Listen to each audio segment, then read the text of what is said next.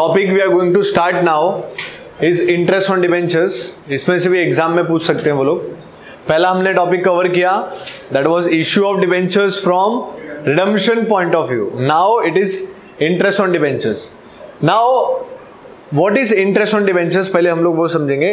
Interest is rewards to the people who give us loan. अब अगर हम company हैं और कंपनी के अकाउंटेंट हैं तो हम एज अ कंपनी सोचेंगे। मैंने आपको पहले भी बोला कि एज अ कंपनी आपको सोचना है।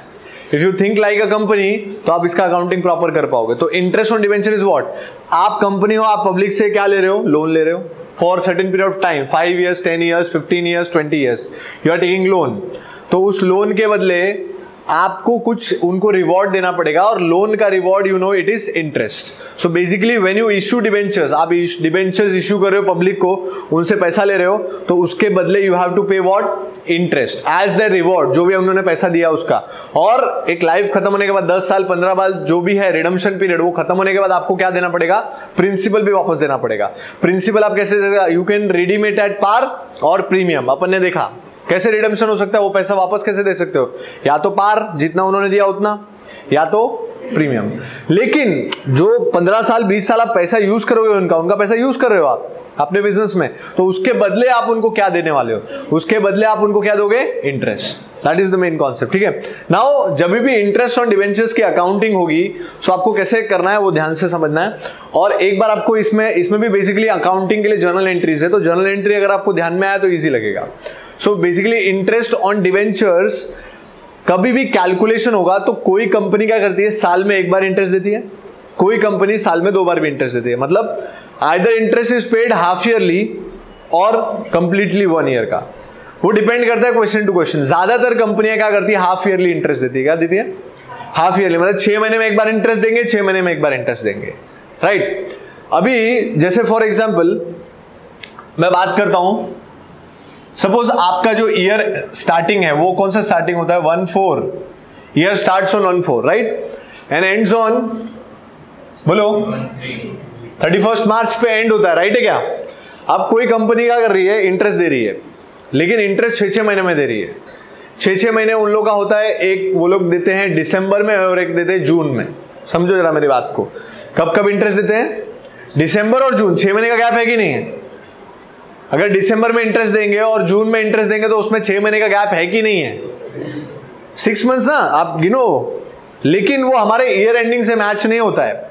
हमारा ईयर यहां से स्टार्ट होता है, यहां पे एंड होता है, और हम लोग इंटरेस्ट कब कब दे रहे हैं, दिसंबर मतलब यहां पे, इसके पहले मतलब यहां पे दिसंबर मतलब 31/12, और एक बार इंटरेस्ट कब दे रहे हैं, ये साल खत्म होने के बाद कभी, जून मतलब 30/6।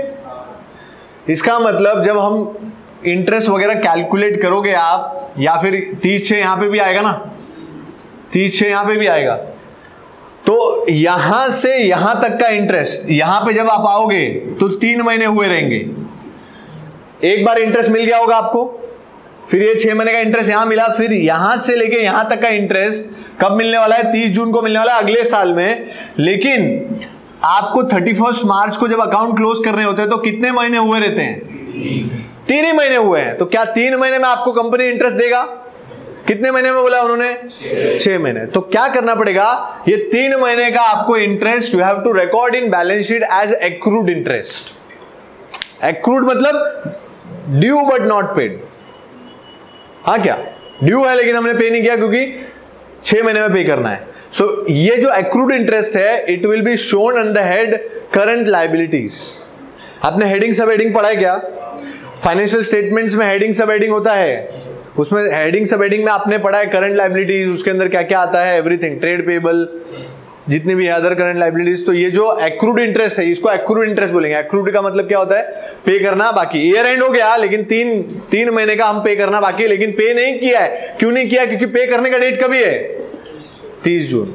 सो it is accrued interest, interest due but not paid. तो इसको रिकॉर्ड कहां करेंगे सर, इसको रिकॉर्ड करेंगे करंट लायबिलिटीज हेडिंग, सब heading other current liabilities. Current liabilities के अंदर अदर करंट लायबिलिटीज में जाके लिखना है आपको। तो ये क्या ऑब्जेक्टिव क्वेश्चन है, कभी ऑब्जेक्टिव में आपको पूछा तो लिखना पड़ेगा, लेकिन ऐसा होता है, ठीक है। So this is normal case कि इंटरेस्ट एक्रूड अगर आया तो आपको क्या करना पड़ेगा, you have to record where, कहां लिखना पड़ेगा, करंट लायबिलिटी के अंदर अदर करंट लायबिलिटी, इसके अंदर आपको लिखना पड़ेगा। नाउ हम लोग मेन अकाउंटिंग पे जाते हैं अभी, for interest on debentures. Now whenever there is interest on debentures you pay to debenture holders, 6 महीने में आपको पे करना पड़ेगा। सो जब भी आप इंटरेस्ट पे करोगे, सो सबसे पहले इंटरेस्ट पे करने के पहले you have to record interest on debentures, यानी आपको इंटरेस्ट उनको देना है तो पहले आपके बुक्स में रिकॉर्ड करो कितना इंटरेस्ट देना है। So that is called is recording of interest on debentures. तो आप क्या करोगे, for recording of interest due on debentures, debentures पे जो इंटरेस्ट ड्यू है उसको रिकॉर्ड करना है। अब वापस से मैंने बोला एंट्री रट्टा नहीं मारना है, पहली बात, आप एंट्री रट्टा मारोगे भूल जाओगे। अब इसको रिकॉर्ड कैसे करना है, tell me one thing, this interest which you are paying to debenture holder is what for the company, क्या है, एक्सपेंस है ना, you have to pay, it is finance cost. अगर आपको याद होगा थोड़ा बहुत, अगर कैश फ्लो याद है आपको तो कैश फ्लो या फिर आप फाइनेंशियल स्टेटमेंट भी अगर अपन ने पढ़ा होगा, रेवेन्यू स्टेटमेंट, इनकम स्टेटमेंट, तो उसमें था interest on debenture is your finance cost, and finance cost मतलब एक्सपेंस, क्या है वो, expense. So if you record any expense what will happen, expense will increase, expense increase होगा कि नहीं होगा। सो आई विल राइट क्या, डिबेंचर इंटरेस्ट या इंटरेस्ट ऑन डिबेंचर्स, कुछ भी लिख सकते हो आप। So I will write interest on क्या, डिबेंचर्स अकाउंट डेबिट, बराबर है क्या, कितना भी इंटरेस्ट हो सकता है वो कैलकुलेट करेंगे हम। और एक चीज हम हमेशा याद रखने का है, जो भी आप इंटरेस्ट कैलकुलेट करोगे it is always calculated on क्या, face value. Remember that thing, interest is always calculated on which value, you know what is the face value. Face value अपने को बचपन से मालूम है क्या होता है, कल भी पढ़ा था हम लोग ने। So interest is always calculated on which value, face value पे इंटरेस्ट हमेशा कैलकुलेट करना होता है, ठीक है। नाउ अगर हमने इंटरेस्ट ऑन डिवेंचर्स रिकॉर्ड किया, या फिर ऐसा भी लिख सकते हैं डिवेंचर इंटरेस्ट, वो टेक्स्ट बुक में कभी डिवेंचर इंटरेस्ट लिखते हैं, इंटरेस्ट ऑन डिवेंचर लिखते हैं, उससे मतलब नहीं अपने को, interest on debentures debit, right. Now tell me, ये जो इंटरेस्ट ऑन डिवेंचर्स है वो आप किसको पे करने वाले हो, creditors, who are the creditors, उनका नाम डिवेंचर होल्डर्स, करेक्ट है क्या। सो अगर आप ये इंटरेस्ट डिवेंचर होल्डर को पे करने वाले तो आपके लिए डिवेंचर होल्डर लाइबिलिटी बन रहे हैं, because you need to pay them. तो आपको क्या करना पड़ेगा, यहां पे लिखना पड़ेगा टू डिवेंचर होल्डर्स, क्या लिखना पड़ेगा, टू डिवेंचर होल्डर्स। क्यों डिवेंचर होल्डर्स लिखा मैंने, क्योंकि जैसे ही आपने इंटरेस्ट देने की बात की आपके लिए एक्सपेंस हो गया, लेकिन सामने सामने एक आपकी लाइबिलिटी भी क्रिएट हो गई, क्योंकि you have to pay them. Pay नहीं किया अभी, you have to pay them, आपने रिकॉर्ड कर लिया, तो that is interest on debentures account debit to what, debenture holder. So liability create हो तो क्रेडिट करोगे। And one thing more importantly is, जो भी आप इंटरेस्ट पे करते हो वो डिवेंचर होल्डर को पे करते हो, साथ साथ में ये जो डिवेंचर का इंटरेस्ट है वो डिवेंचर होल्डर के लिए इनकम है, हमारे लिए फर्म के लिए एक्सपेंस है, लेकिन डिवेंचर होल्डर के लिए क्या है, on that income they have to pay tax, who, debenture holder have to पे।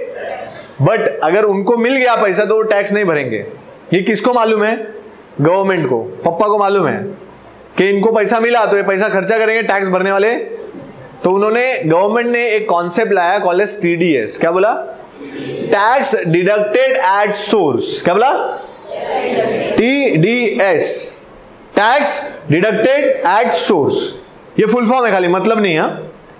TDS मतलब full form tax deducted at source. So now what government told कि ऐसे बहुत सारे लोगों को इनकम आती रहेगी, वो लोग टैक्स भरते नहीं है। So what you do company, you deduct that tax from the amount payable to them and directly pay to us. अंग्रेजी क्या बोला मैंने, क्या बोला, आप टैक्स कलेक्ट कर लो हमारे बिहाफ पे और डायरेक्ट हमको दे दो। कौन बोला ऐसा, गवर्नमेंट बोला, किसको, कंपनी को। क्योंकि अगर ये पूरा का पूरा पैसा मैंने डिवेंचर होल्डर को दे दिया तो वो टैक्स भरने वाले नहीं है। तो आप क्या करो, आप जो भी टैक्स बनता है वो कलेक्ट कर लो, अपने पास रखो और बाद में हमको दे दो।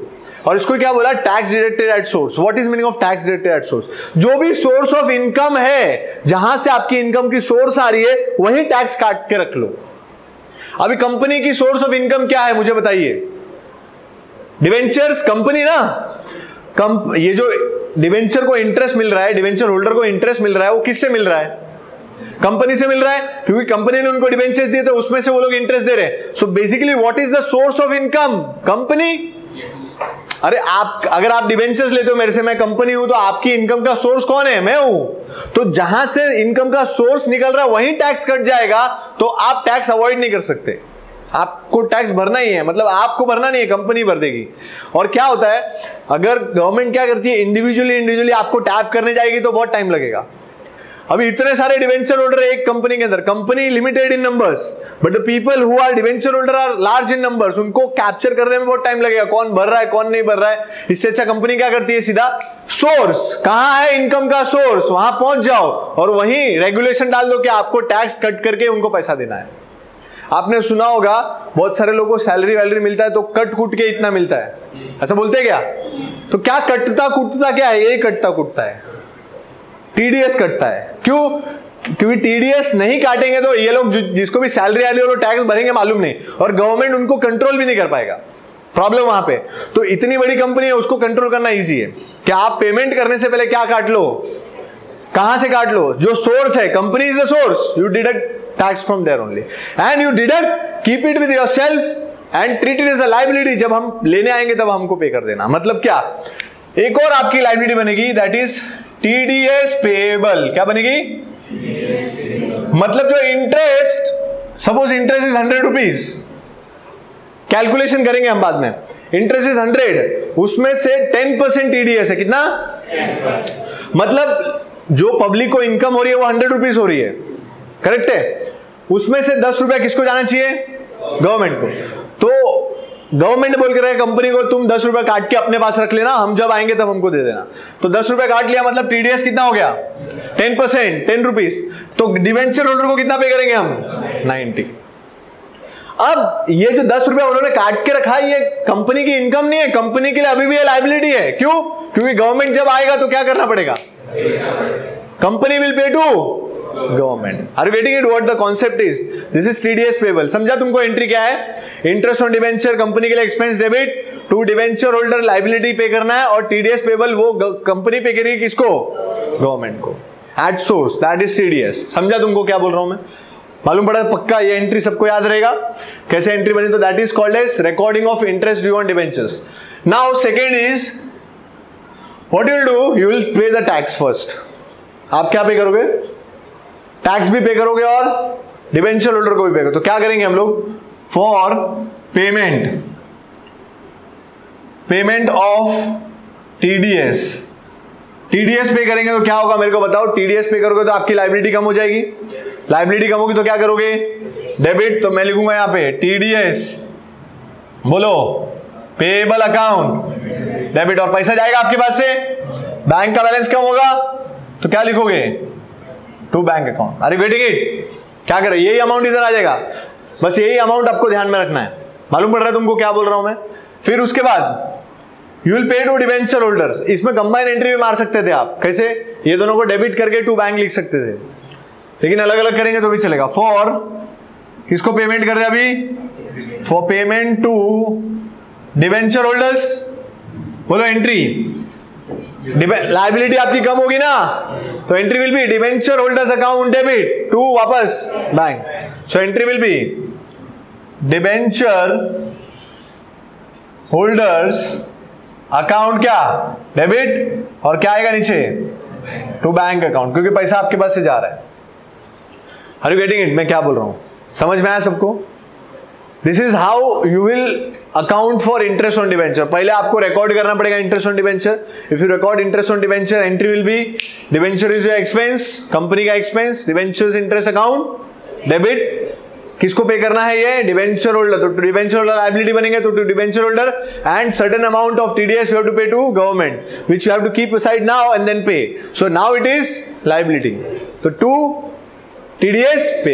Now you will pay both the amounts, that is TDS as well as debenture holder. तो TDS पे करोगे तो TDS to bank, and debenture holder को पे करोगे तो debenture holder to bank. It is very simple. आपको और amount find करने में दिक्कत नहीं होगी। डिवेंचर होल्डर के सामने जो अमाउंट होगा इसमें आएगा, TDS के सामने जो अमाउंट होगा इसमें आएगा। Are you getting it? एकदम सिंपल लॉजिक है. Now at the end of the year what you will do, you have to transfer this interest on debentures to statement of profit and loss. उसको finance cost में डालना पड़ेगा ना. आपने statement of profit and loss पढ़ा, उसमें क्या पढ़ा कि फाइनेंस कॉस्ट में इंटरेस्ट फाइनेंस कॉस्ट में जाएगा. तो आपको ये जो इंटरेस्ट आपने दिया है वो फाइनेंस कॉस्ट में पुट करना पड़ेगा, मतलब पीएनएल में डेबिट करना पड़ेगा. पीएनएल में डेबिट करने का मतलब अगर आप टी फॉर्मेट लेते हो और पीएनएल में डेबिट करते हो, ये पीएनएल में डेबिट करोगे तो यहां लिखना पड़ेगा.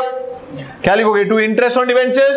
सो the entry will be PNL account debit to interest on debentures. ये आप उधर भेज दोगे. Are you getting it? सबको समझ में आ रहा है क्या बोल रहा हूं मैं? So last entry will be fourth for transferring interest on debentures to किधर? PNL. So entry will be, बोलो, PNL account debit to interest on, और you write statement of profit and loss. PNL की जगह पे आप क्या लिख सकते हो? Statement of profit and loss account debit to, क्या लिखेंगे? Interest on debentures. समझ में आया तुमको? सिर्फ ये वाला अमाउंट आना चाहिए, इधर से ये वाला मिल जाएगा, इधर से ये वाला मिलेगा, और इंटरेस्ट ऑन डिबेंचर वाला अमाउंट इधर है already. Now the thing will be, you have to repeat this entry 2 times in a year. Why? 6 monthly interest कितने बार पे करने वाला है? 6 महीने में. 6 महीने में पे करेगा और साल भर का सम होएगा, तो ये एंट्री कितनी बार पलटी होगी? 2 बार. खाली ये वाली एंट्री लास्ट में आएगी, क्योंकि पीएनएल कभी बनता है?